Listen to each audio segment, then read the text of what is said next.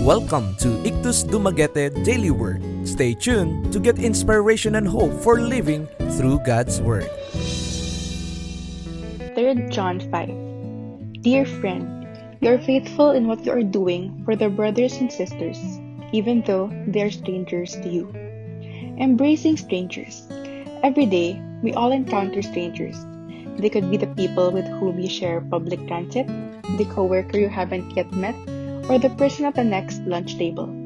A stranger could be someone you recognize but are hesitant to talk to because you feel you have nothing in common. It's natural to feel hesitant around people we don't know. In fact, most of us grew up hearing, "Don't talk to strangers." As we grow older, however, a stranger often becomes a new person to whom we can reach out. In today's verse, John extols Christians who embrace new believers in their church, even though these people were unfamiliar. You don't have to approach every new person to reach out effectively. Start with one person. Perhaps the visitor who sits alone at church or the classmate who's struggling with certain parts of the material. Offer a kind word or a service, such as help studying or working on an assignment. Ask the other person about him or herself.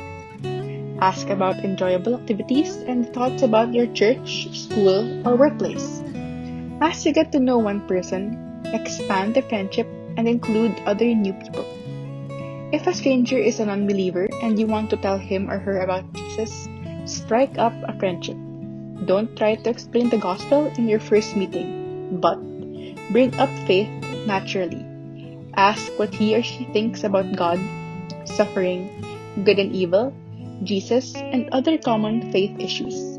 If an unbeliever has a physical need you can meet, don't hesitate.